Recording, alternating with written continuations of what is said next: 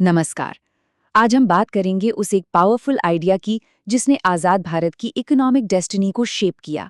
और वो आइडिया है इकोनॉमिक प्लानिंग, यानी आर्थिक नियोजन। ये सिर्फ कोई सरकारी स्कीम नहीं थी, बल्कि ये वो ब्लूप्रिंट था जिसने दशकों तक हमारे देश को एक दिशा दी। तो चलिए इसकी पूरी कहानी को जरा करीब से समझते हैं।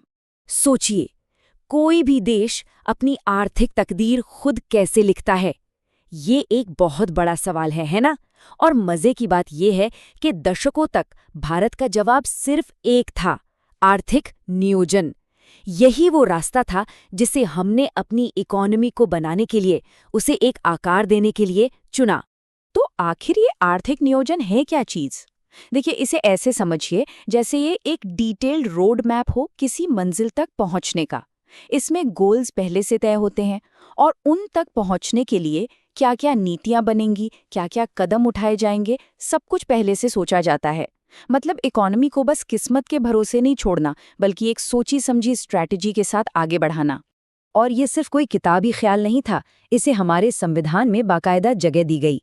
संविधान की 7वीं अनुसूची के कॉन्करेंट लिस्ट में इसे डालने का मतलब ये था कि केंद्र और राज्य दोनों सरकारें मिलकर इस पर कानून बना सकती हैं। इससे पता चलता है कि हमारे राष्ट्र निर्माताओं के लिए प्लानिंग कितनी ज्यादा जरूरी थी। तो ठीक है, पर सवाल ये है कि भारत में प्लानिंग का ये विचार आया कहाँ से? इसकी जड़ें सिर्फ हमारे देश में नहीं, बल्कि दुनिया भर में चल रही बड़ी बड़ी घटनाओं से जुड़ी हुई थी। चलिए इतिहास के पन्नों को पलटकर देखते हैं। देखिए, इसकी चिंगारी तो ग्लोबल थी। 1928 में सोवियत संघ ने जब अपनी 5 ईयर प्लान शुरू की तो दुनिया को एक नया मॉडल मिला। फिर 1929 की महामंदी, द ग्रेट डिप्रेशन, ने कैपिटलिज्म की कमजोरियों को सबके सामने ला दिया।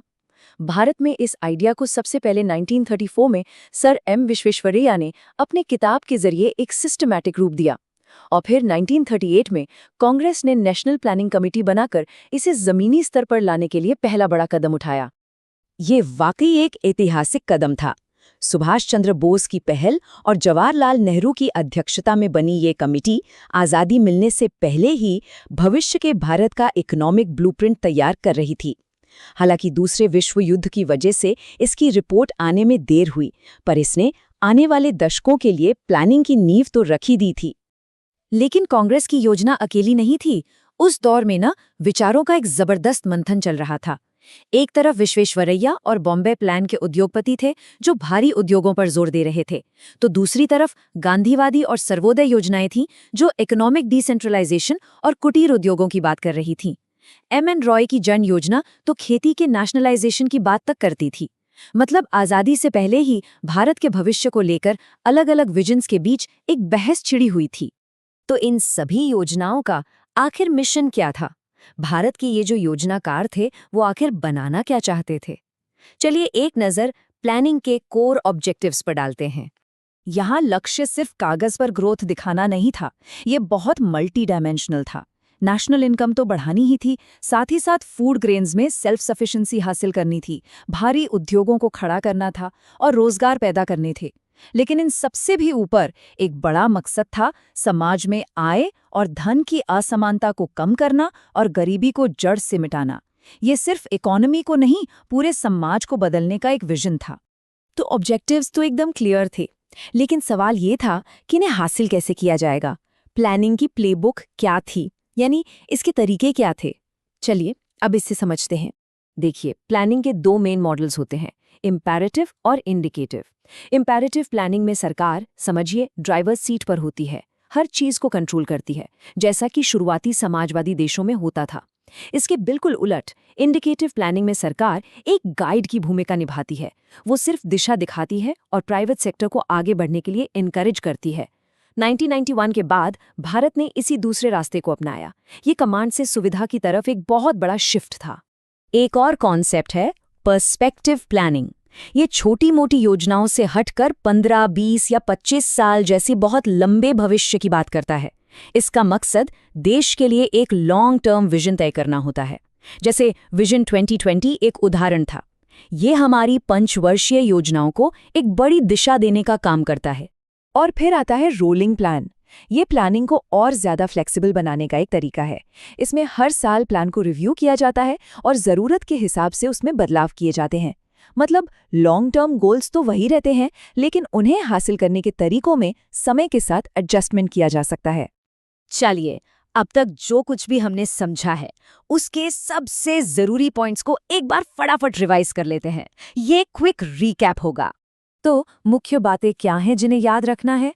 पहली, प्लानिंग, यानी पहले से तय गोल्स को पाने का एक रोड मैप। दूसरी, इसकी प्रेरणा मिली यूएसएसआर और ग्रेट डिप्रेशन से। तीसरी, इसे संविधान की कॉन्करेंट लिस्ट में जगह दी गई। चौथी, भारत में इसके शुरुआती पैरोकार थे सर एम विश्वेश्वरैया। पांचवी, पहला नेशनल एफर्ट था 1938 का कांग्रेस प्लान। और सबसे बड़ा टर्निंग पॉइंट आया 1991 में, जब हम इंडिकेटिव प्लानिंग की तरफ मुड़े। ये हैं सबसे जरूरी टेकअवेज। तो अब समय है ये देखने का कि हमें कितना याद रहा। स्क्रीन पर एक एक करके कुछ सवाल आएंगे, जवाब सोचने की कोशिश जरूर करें। चलिए देखते हैं पहला सवाल। पहला सवाल, यूएसएसआर ने किस साल पहली बार इकोनॉमिक प्लानिंग को अपनाया था? और सही जवाब है 1928। दूसरा सवाल, 1945 में पीपल्स प्लान का आइडिया किसने दिया था? वो थे एमएन रॉय। अगला सवाल, 1938 की नेशनल प्लानिंग कमेटी के अध्यक्ष कौन थे? सही जवाब है जवाहरलाल नेहरू। इकोनॉमिक और सोशल प्लानिंग का जिक्र संविधान के किस लिस्ट में है? ये है कॉन्करेंट लिस्ट में। वो कौन सी प्लानिंग है जो प्राइवेट सेक्टर को ज्यादा भूमिका देती है? उसे कहते हैं सांकेतिक नियोजन या इंडिकेटिव प्लानिंग। विश्वेश्वरैया योजना का मेन फोकस किस पर था? सही जवाब है उद्योगों पर, यानी इंडस्ट्रीज पर। वो कौन सा ग्लोबल इवेंट था जिसने कैपिटलिज्म की कमजोरियों को उजागर किया? वो थी 1929 की महामंदी, द ग्रेट डिप्रेशन। 15 से 25 साल के लॉन्ग टर्म प्लान को क्या कहते हैं? उसे कहते हैं पर्सपेक्टिव प्लानिंग। गांधीवादी योजना में इकोनॉमिक डिसेंट्रलाइजेशन के साथ साथ और किन उद्योगों पर जोर था? सही जवाब है कुटीर उद्योगों पर। और आखिरी सवाल, भारत में इंडिकेटिव प्लानिंग की तरफ शिफ्ट किस साल के बाद हुआ? 1991 के बाद। उम्मीद है ज्यादातर जवाब सही हुए होंगे। यह प्रस्तुति लॉजिक लैडर इंस्टीट्यूट द्वारा प्रायोजित थी। उम्मीद है कि इस विश्लेषण से आर्थिक नियोजन का कॉन्सेप्ट पूरी तरह क्लियर हो गया होगा।